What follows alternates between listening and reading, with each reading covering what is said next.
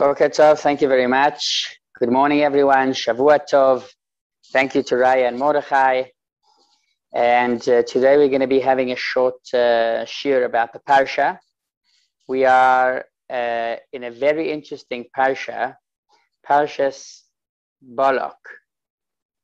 Parshat Balak is all about the uniqueness and the connection of AM-Yisrael, of the Jewish nation, to Hashem. Because the story of our Parsha is that AM-Yisrael are basically about to enter Israel.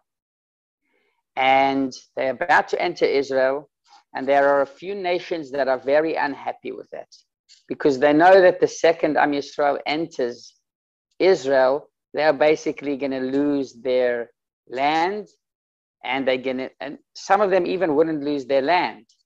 But they were not happy with AM-Yisrael coming into Eretz Yisrael. It would teach them new ways. They would need to follow new rules. They would need to become better people, more moral, more modest. And that is what Israel entering Parsha. Towards the end of last Parsha, we learned about a few nations that tried to use their sword. Those nations tried to defeat AM-Yisrael in the battlefield, such as Sichon. Sichon was a really strong king, a powerful king, and he had a powerful city, a powerful country, and Hashem gave them something in their mind to leave.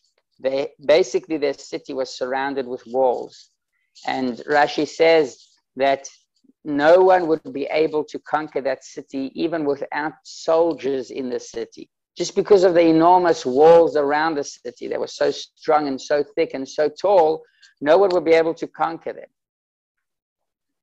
But they decided for some reason to go to the battlefield to leave their city, and that's how Moshe and AM-Yisrael were actually able to beat them. After AM-Yisrael beats this nation with swords, somehow the other nations figure out that we've got to change the strategy over here. We've got to change ways. We've got to use not our swords, not our shields, but we've got to use our mouths. The same as AM-Yisrael prays to Hashem, they use their mouth in order to pray to Hashem to save them. They said, we've got to do the same trick, the same technique. Maybe that would help us. And Hashem allowed it.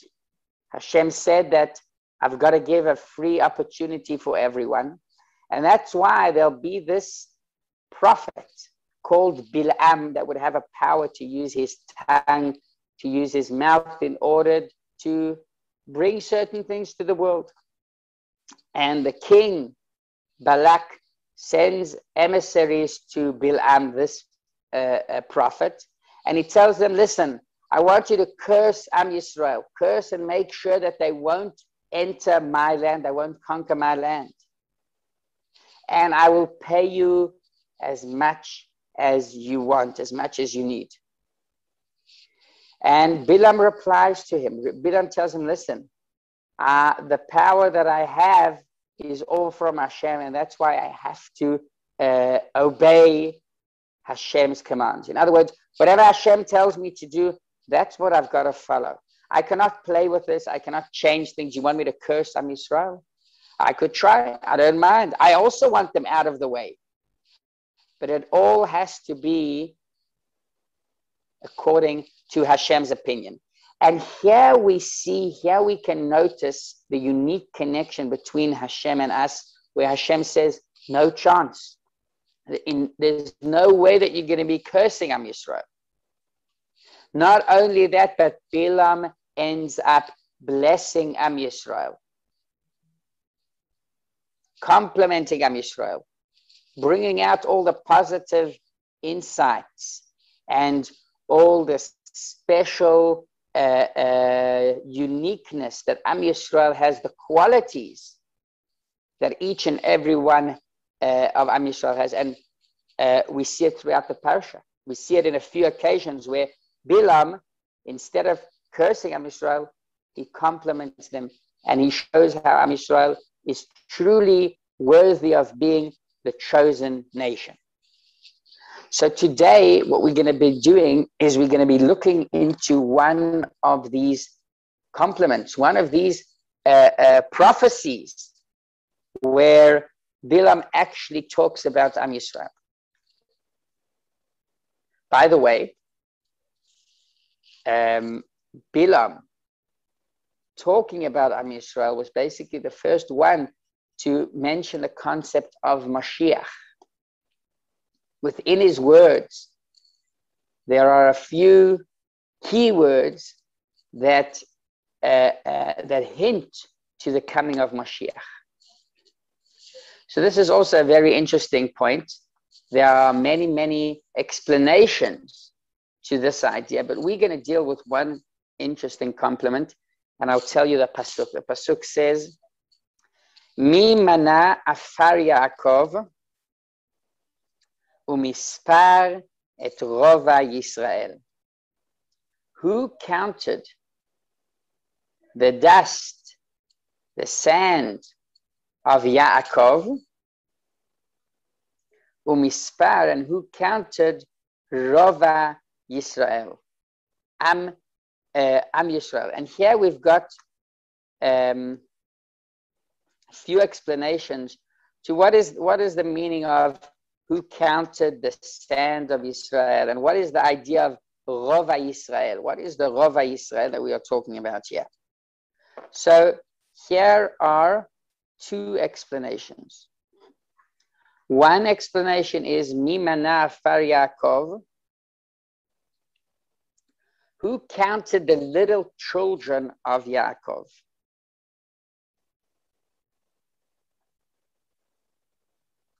And another explanation is that it's not about the children of Yaakov, that they are in a huge amount of quantity. They are like sand, that in quantity, if you wanna show something that has, let's say someone that's very rich, so you say he has gold like sand. The second explanation relates to the mitzvot that we do. Mimana Afar Yaakov means who counted the amount of mitzvot that Am Yisrael did. And Rashi gives an example. Lo tachrosh b'shor b'chamor yachdav, which means that we know there's a special mitzvah when you plow the land, so you're not allowed to use a cow,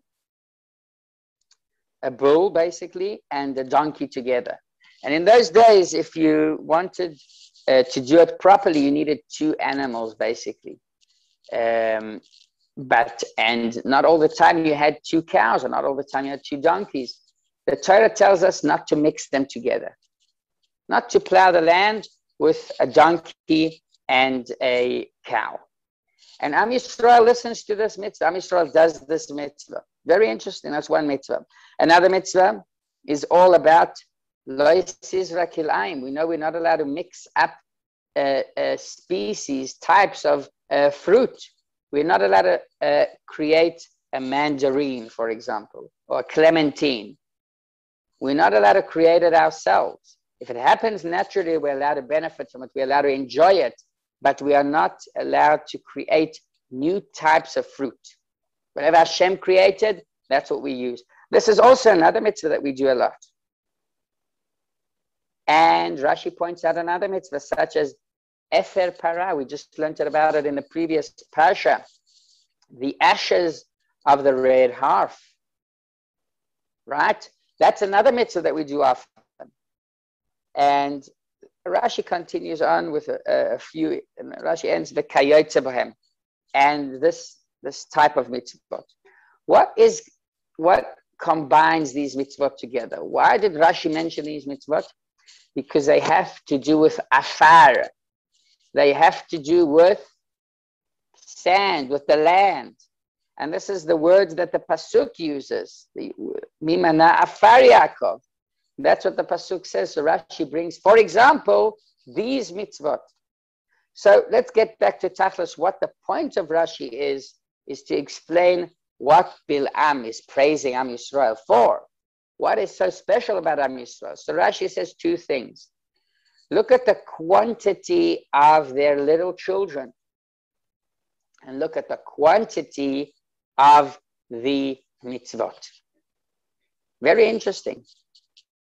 Very interesting.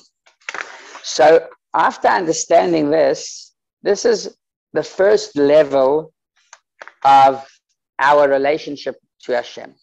The first connection is all about quantity.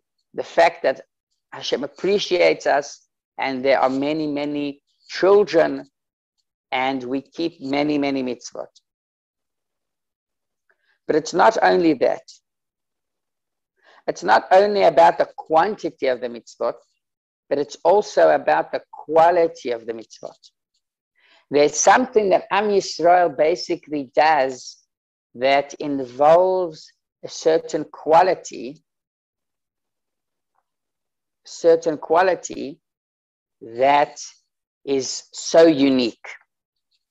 And this is also connected to the word afar that we were talking about. Sand and dust. They both bring out an idea of humility, of modesty. Something that everyone steps on.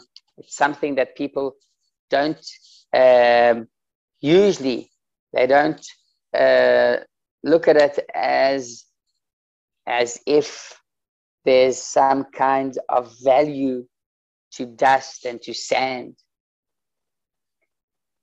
And this represents modesty. This is a quality that Am Yisrael has. This is basically what Bil'am is trying to mention and to point out.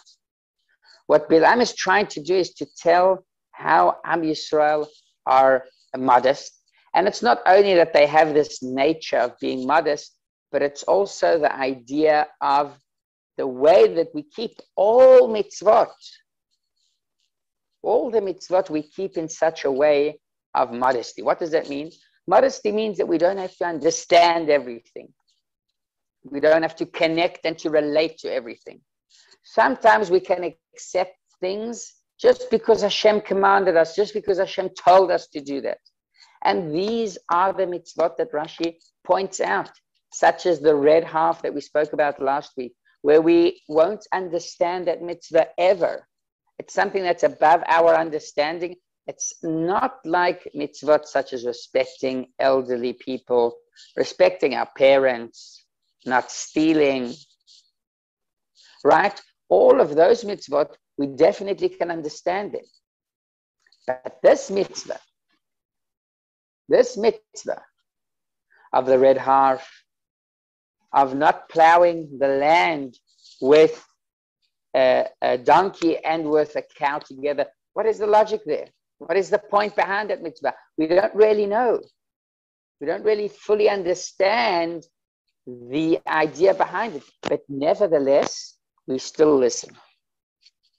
And this is some kind of quality that Am Yisrael is so special and that Am Yisrael has. This is what Bil'am is pointing out.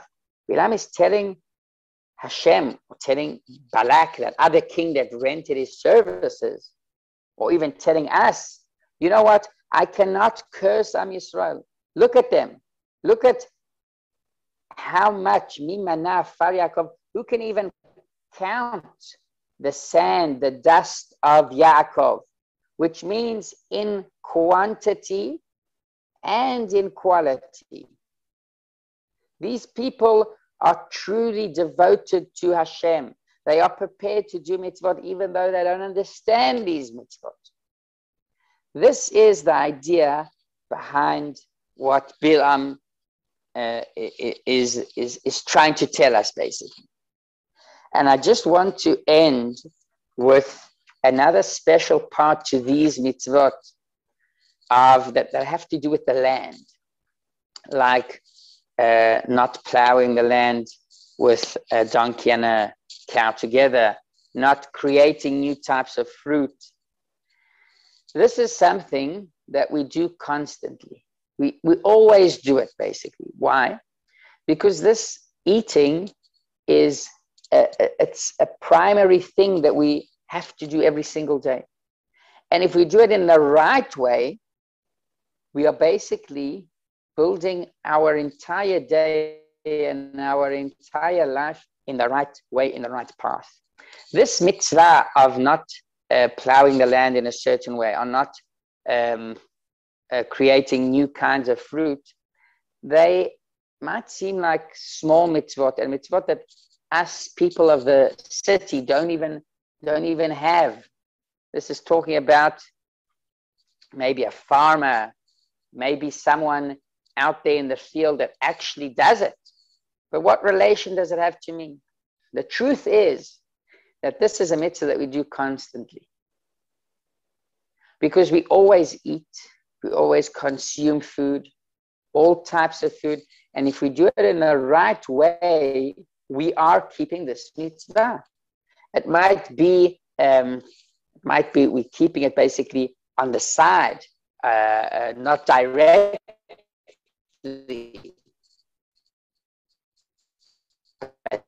Nevertheless, we still keep this mitzvah of kashrut, the best way possible,